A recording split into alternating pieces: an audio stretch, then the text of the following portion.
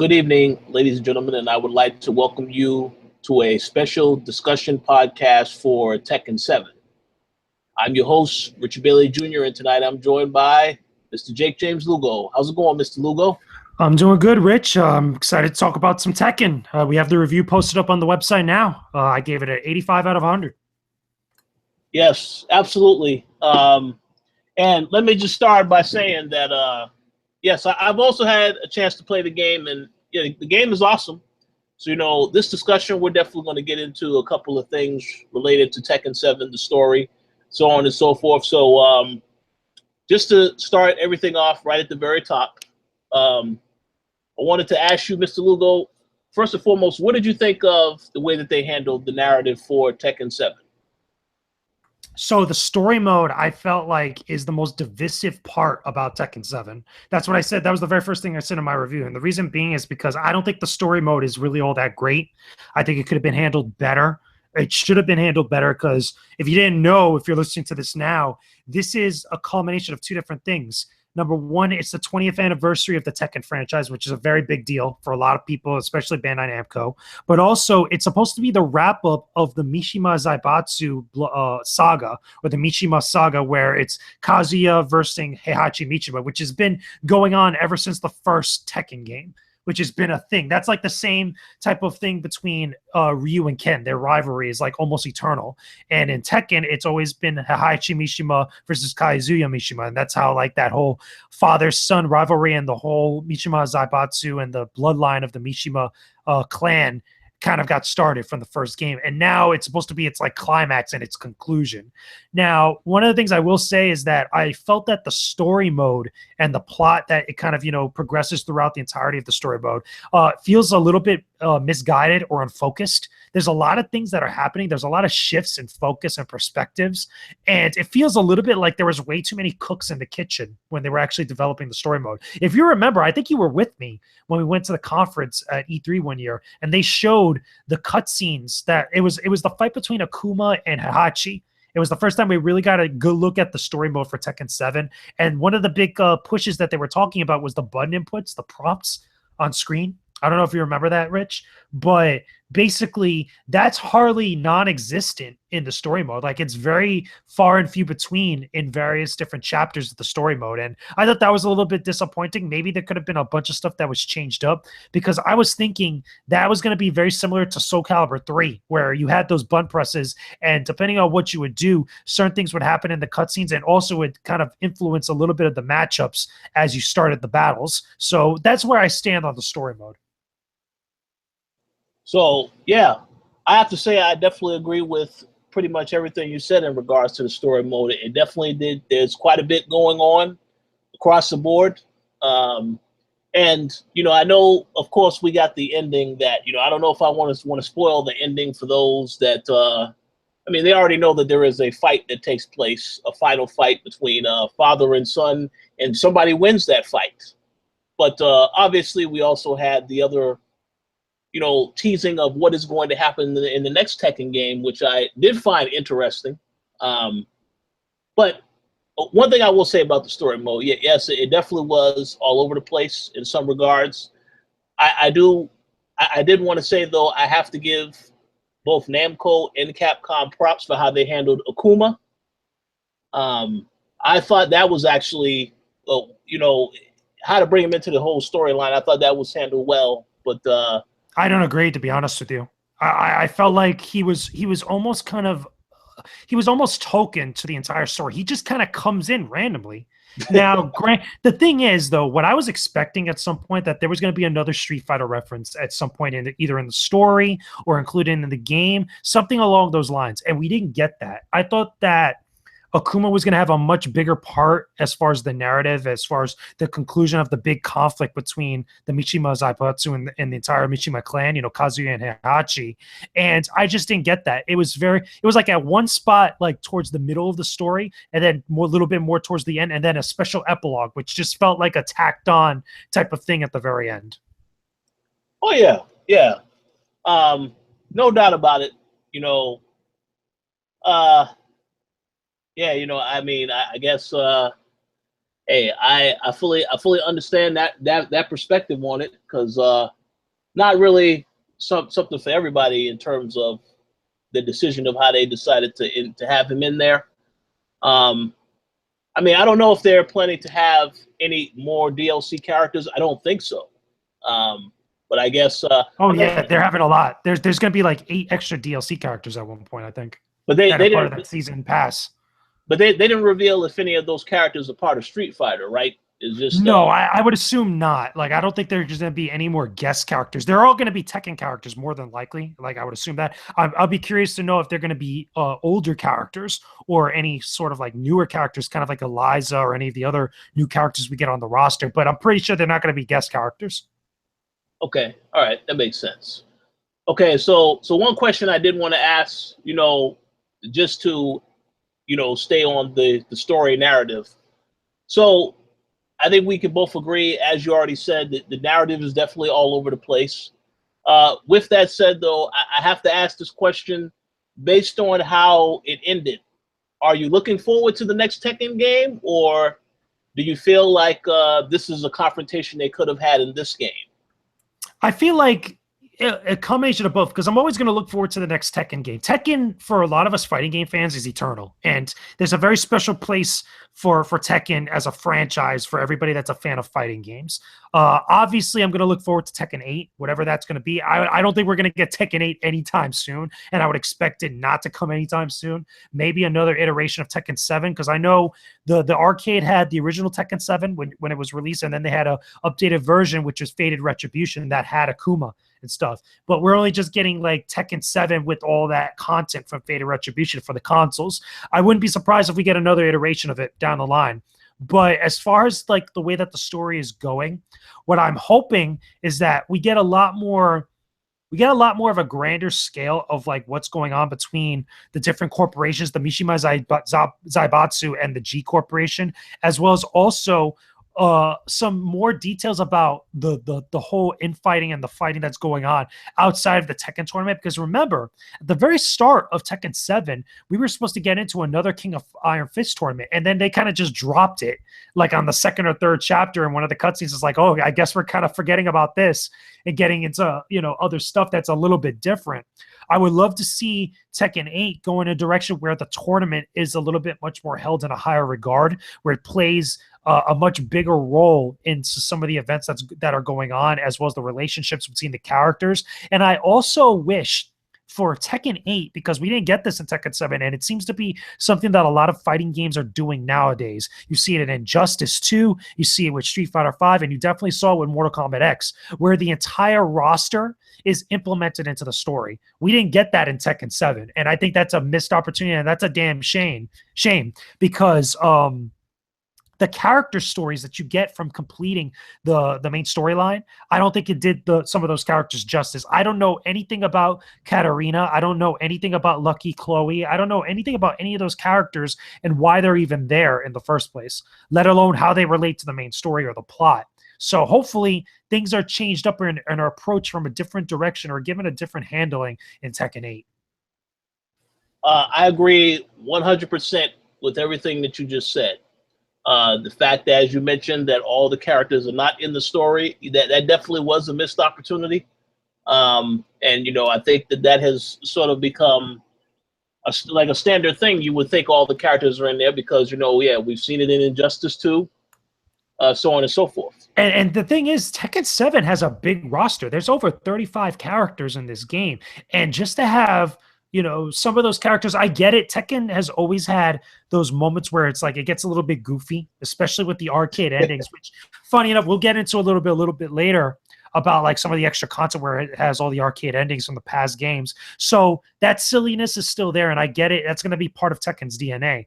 But I still feel like there still needs to be stuff that's done and kind of implemented from the modern day now. Stuff that works in other fighting game franchises. The team that created Tekken 7 should have taken some of that. Now, granted, to play devil's advocate, it does have a more focused story on a core set of characters, Kazuya, Heihachi, Nina Williams, Lars, Lee, Elisa, characters like that. Again, it's a much more smaller cast as far as that big plot line.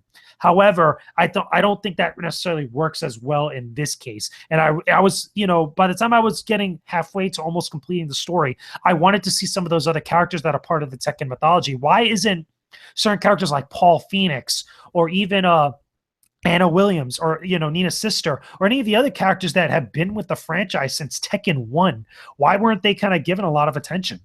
That's just like some questions that I felt like I didn't get answers to, and it kind of sucks in that regard, especially when there's so much fan service that's implemented into Tekken 7 that's part of the extra content. That's true. Absolutely correct.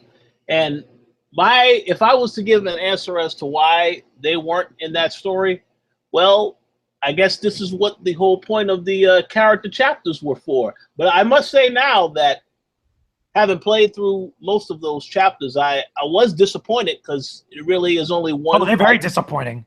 Yes. Hands down, they're very disappointing. I don't think they give anything. They're almost irrelevant. They makes those characters irrelevant to the main story, and that sucks. Now, I don't know why that's the case, because some of the characters like Akuma in the actual main story, I don't think were handled as well. They could have been handled better. They could have been implemented better and become a bigger part of the narrative.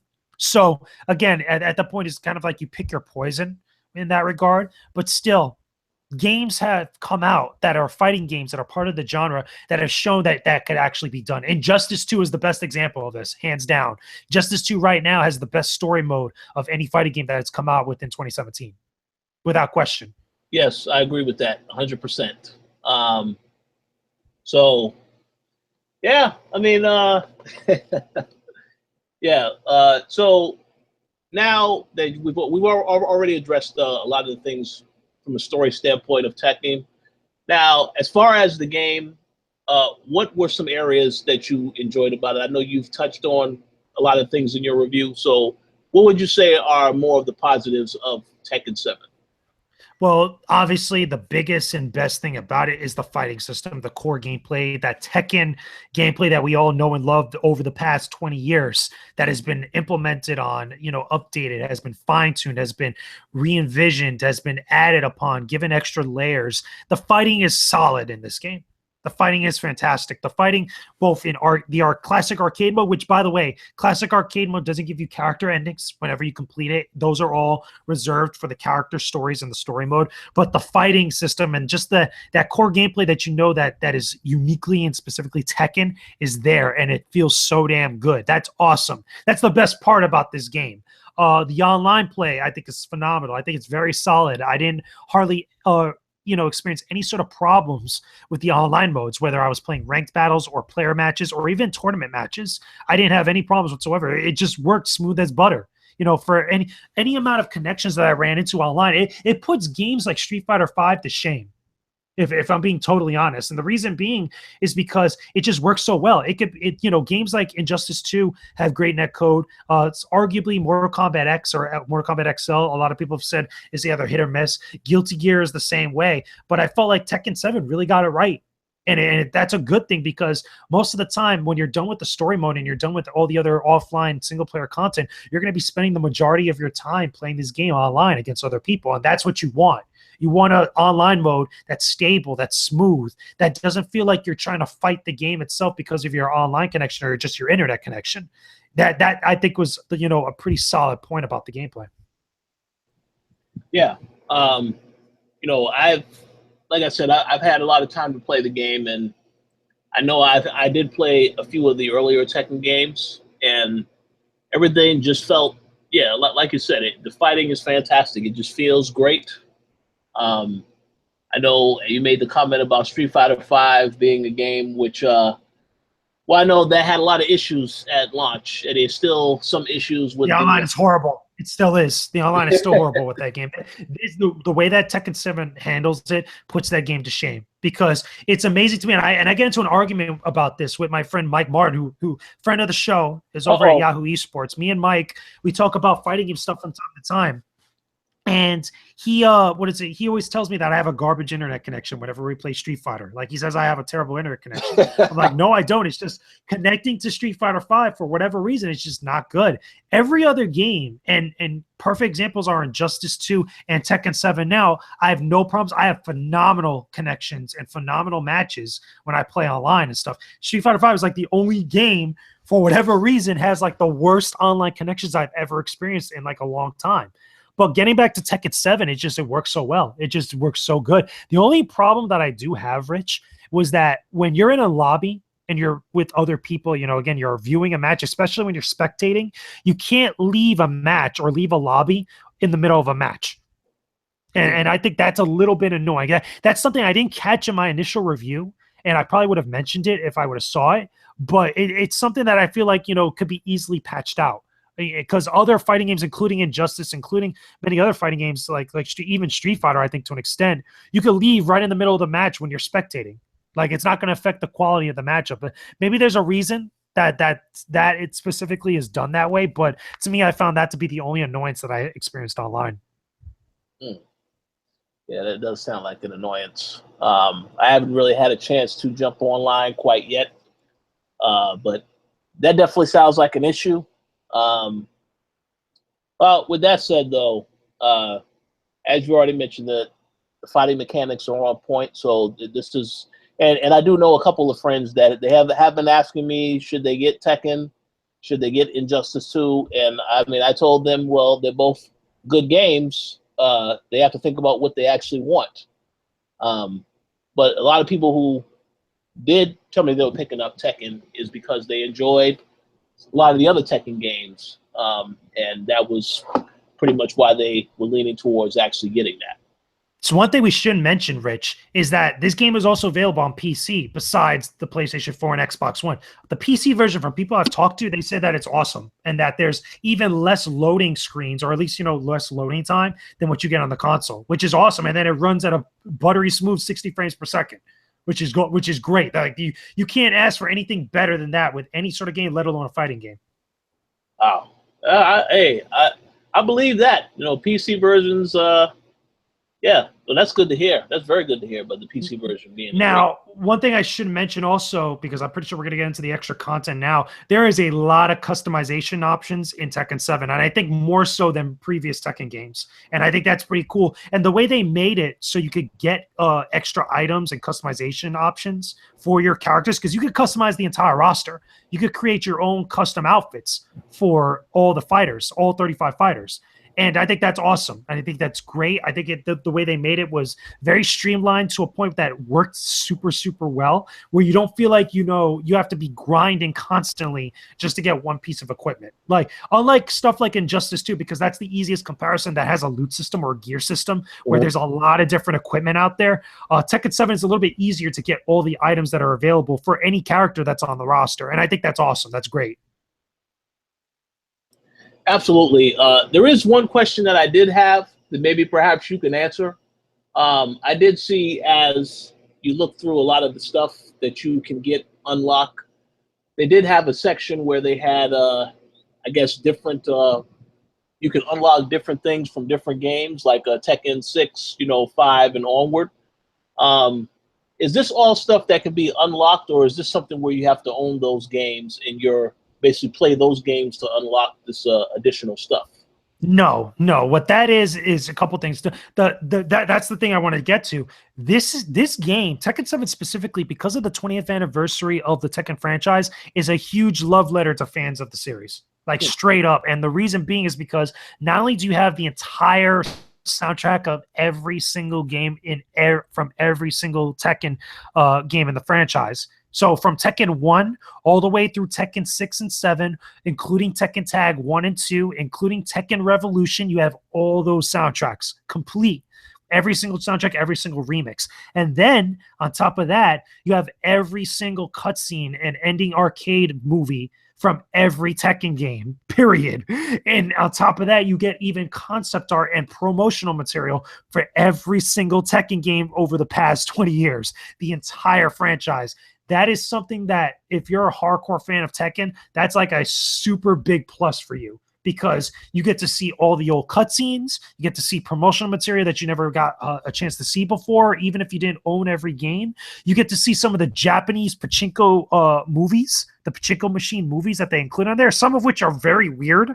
I don't know if you had a chance to watch them, but I've seen all of them, and some of them could get pretty outlandish, as far as like being movies that you would see in a Japanese gambling facility, or just like, again, any sort of pachinko machine that you would see in any sort of arcade. It's pretty nuts. But as far as value, the amount of unlockable content that's included in this game, it's staggering, and that's a really cool thing. Even if you're not a fan of Tekken, like if you're not a hardcore fan, or if you never picked up a Tekken game before, this is a great way just to get caught up on everything. And I think that's cool. Oh yeah, absolutely. One thing that I did want to add, well, first and foremost, that's awesome. All that content is fantastic. If for those that if you're like me, if you're a completionist, definitely incentive to go back and try to unlock everything. One point I need to add before you continue, though. Yeah. A big problem that I did mention in my review is that some of the cutscenes and the movies that are included on here, they're in compressed, poor quality video, which kind of sucks because when you look at a lot of them, the bulk of them, with the exception of maybe the Tekken 7 and Tekken 6 cutscenes and movies, they're very pixelated. Some of them are almost unviewable, borderline. And the ones that suffer the most are some of the PlayStation 1 games like Tekken 1, 2, and 3. And I don't know why that is, because it looks like they really compress the videos like again and again. And for videos that are like, in standard 4:3 format, from the PlayStation 1, I don't think they would really be that big. Let alone you would have to compress them like really badly to include them on the game. I really hope they release a patch that fixes the quality of those videos, because it's a damn shame how the PlayStation 1 versions of those games, because I own some of the Tekken games on PS1, and if you look at the videos compared to what they have on the extras in the gallery of Tekken 7, the ones on PS1 look ridiculously better compared to the ones that they have now, and that's a damn shame. It seems like such an amateur mistake. Yeah, so they couldn't up the quality of these videos. And that's the thing I don't understand, is like they're in standard format. Like when you look at them in the gallery, you could look at them in like a smaller, like 4:3 format, or you could stretch them out. But even if you look at them in just that original format, right, it looks super pixelated. Like it looks like if you were watching a video on YouTube at 140p. And that, like, it looks that bad. Or with the PS1 versions, the PS1 cutscenes, it looks like, there's a lot of like, artifacting or just like weird video hiccups with them. It just is awkward. For some reason, either they didn't pay a lot of attention to the quality of those videos and they just added them on there after compressing them a whole lot, or somebody just completely like ignored them and neglected them. It's just a real shame to see that, especially for a celebration of the entire franchise. You would think that they would want to present those original videos from like, the game's like legacy on the, in the best possible quality that they possibly could. Yeah, it would have made sense to maybe take a little bit of time to make sure all of that stuff was of a higher quality. So that's rather disappointing to hear.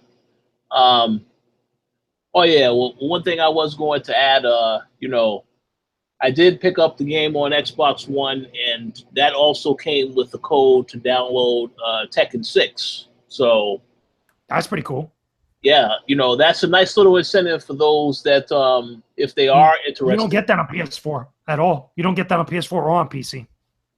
We'll see. Yeah, that's all because the backwards compatibility stuff that they have on Xbox, which is why I guess they offered that feature. But that is for those, if they are thinking about picking up the Xbox One version, you do get that free. So that's something to consider. So I wanted to ask you, so you have any other thoughts on Tekken 6, let's say Tekken 7, that you would like to share, whether it be positive or negative? I think Tekken 7 is still a solid game. It's a great Tekken game. If you're in it for the fighting, this is the best that the entire series has been up to this point, which is great.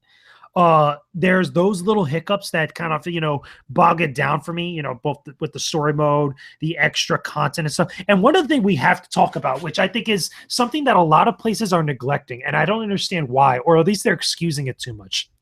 The difficulty spikes in the story mode. And I don't know if you ran into this when you played the entire story mode, but there are some difficulty spikes that are crazy. Oh, like yes. absolutely insane. And to the point where what's confusing to me is that even if you actually lower the difficulty setting to the lowest difficulty, which is like 1 out of like 7 or 8 stars, like, so if you just put it down to 1 star, the game ignores it. The game, all it does, it allows you to use 1 button inputs to do combos, which is just like easy combos, which is fine. But at the same time, it doesn't change the AI difficulty in the story mode.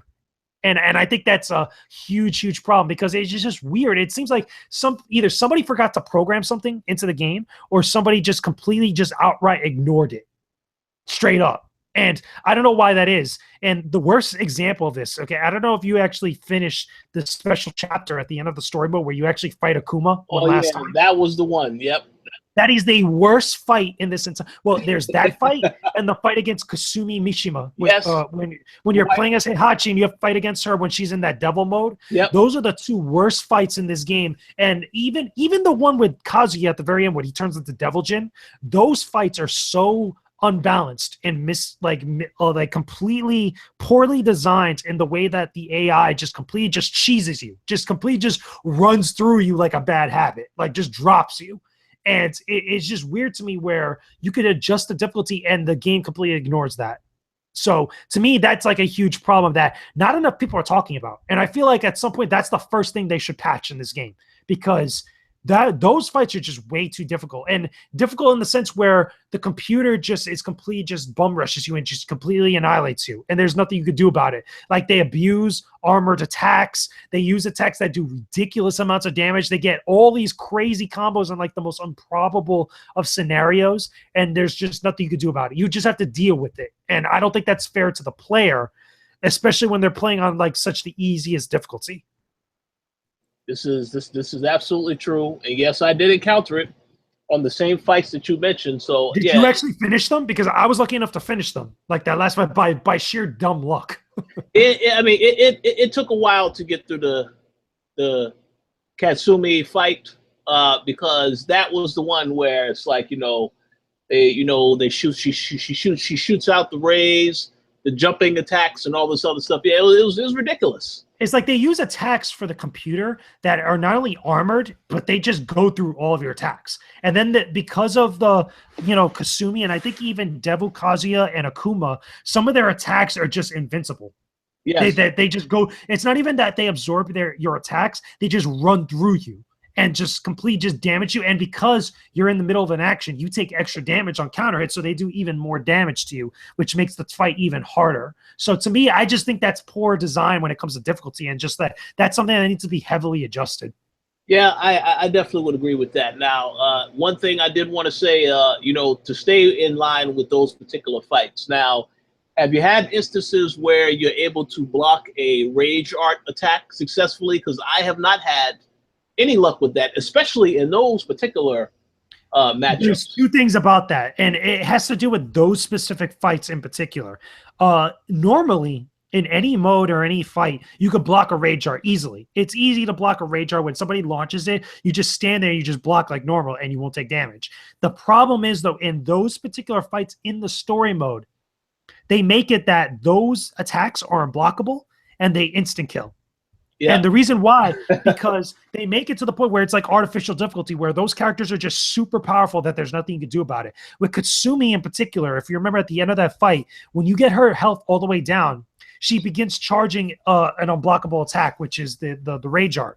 And what you have to do is you have to just constantly hit her up to a point where all of a sudden she staggers, and then you can hit R1 and then you complete the fight. But if you don't do that, no matter how much health you have, no matter what you're doing, her rage arch will just blow through you and instantly kill, and you have to restart the entire fight. And it's like that with her. It's like that with Devil Kazuya at the very end, which is, again, Devil Kazuya, I think, is one of the most frustrating as far as the main story itself before the epilogue, because that fight, the way they structure it is that when he goes into like that powered up state, when he's Devil Kazuya and he actually like starts gaining super armor, all of his attacks just blow through you, and like he just absorbs everything, and there's nothing you could do about it. And then Akuma just feels like he's broken. Like he gets instant recharge of his super meter just for no reason. He does that focus attack. If you know the focus attack that he does, that's from Street Fighter 4. He, in that particular fight, that's unblockable. And it absorbs any attack that you throw at it. So he does that, and he gets a free combo on you every single time. Yeah, And then he could just spam that. He could just constantly use it and just spam it. Oh yeah, I did notice that, and I did have an instance where when I did have that final fight against him, and I literally had about 80% health, but of course I get down to the point where he's about to finish him off. He does that special, and that's it. Even though I had 80% health, yes, it's the kill. And here's the other thing too, which I think was a poor decision on Bandai Namco's part. That the game never tells you when you're supposed to hit certain buttons when things like that happen. Like with Akuma and even with Devil Jin, you have to hit R1 at a certain point to use the Rage Art, and that's how you complete the fight. Otherwise, he kills you and you have to start all over again. The game never tells you that ever. And it also does the same thing with Kasumi, and I think it even does it earlier in a few of the fights of the story mode. It never tells you. Yeah. Yeah, you're right. So when you run into that, it's like, okay, what the hell? Like, I completely just dominated this character. All of a sudden, I lose, and I have to restart the whole fight all over again. There's no prompt. There's no instructions. There's not even a description in the menu. I don't know why they decided not to go along with that and just have it as trial and error, because to me, that's a poor decision. That's not something where you're giving the player all the information that they need to complete the fight, because there would be no way for you to know about that stuff unless you saw it like a few times. Yeah, well, just like you said, perhaps they will consider patching, some of this type of stuff. That especially, I would say, needs to get patched. For those that are trying to complete the story, if they're running into these issues, yeah, I think that needs to get fixed. Definitely.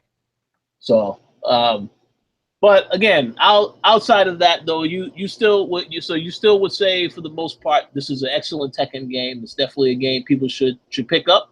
Yeah, I agree. I think it's a solid Tekken game. I think it's a solid fighting game. I don't think it's the best fighting game of 2017 right now. I still believe, and I'll say it again, that Injustice 2 right now is the best fighting game right now currently of the year, because I feel like that's more of a meatier game than what you get with Tekken 7. Even though there's a lot to do with Tekken 7, there's not as much stuff to do compared to Injustice 2. But Tekken 7, again, whether you're a Tekken fan or not, you should definitely pick it up. It's a great addition to your PS4 or Xbox One library. And if you get it on the PC, it's even better. Yes, absolutely. I will need to try out the PC version to see the differences, but yeah, still a great game. Again, I am playing on Xbox One for those that like I said, if you joined this podcast late, I did say that earlier, but yeah, I haven't noticed any issues on that version either. But obviously, yeah, they definitely need to fix a lot of the things that we've addressed. Hopefully, they are going to patch it. And as for the future DLC content, the other characters, I look forward to learning more about that. I mean, I still don't really know what to expect outside of the characters, maybe a couple of backgrounds, a couple of new stages, but I don't really know what else is coming with that. So maybe they'll provide more details on that at E3, perhaps. I'm not sure. But any final things to say on Tekken 7 before we wrap up today's show? Not much. Just check out the review for pretty much like a recap of what we talked about now and all the details of like why I felt the way I felt. Again, I scored the game at 85 out of 100, which I think is fair. I think it's a well-deserved score, and it's a solid verdict on Tekken 7, as all things considered. So definitely check it out. Leave us a comment on the actual review. Again, let us know if you actually agree or disagree, or what you felt about Tekken 7 if you've played it already. Absolutely. And before we forget, I have to also give a shout out. You as well need to give a shout out to Video Game Review Headquarters. Definitely. Yes, a website that did check out your review, and they gave it high praise. They have a post on their site of it actually right now. Yeah. So, which is very cool. It was totally unexpected. So it's pretty cool to see things like that, when we work hard and we post up some content for everybody and it gets recognized like that. Absolutely. I mean, I think that's what everybody hopes to see, when they actually write the stuff, that people are actually reading the review. It's hard to gauge that, but I got a couple of comments on the review as well as this. So that's a very great feeling to have. So yes, but as Mr. Lugo has already said, definitely worth picking up. And I also would second that. Definitely pick up Tekken 7 if you are a Tekken fan, if you're interested in trying it. And you also need to pick up Injustice 2 if you're a fighting game fan, because easily. Yeah. Not even if you're just a fighting game fan. If you're a superhero or DC fan, that's a must-own right now. I feel like Injustice 2 is a solid game. I mean, granted, we're talking about Tekken 7 now, but like again, those are two solid fighting games that have come out this year thus far.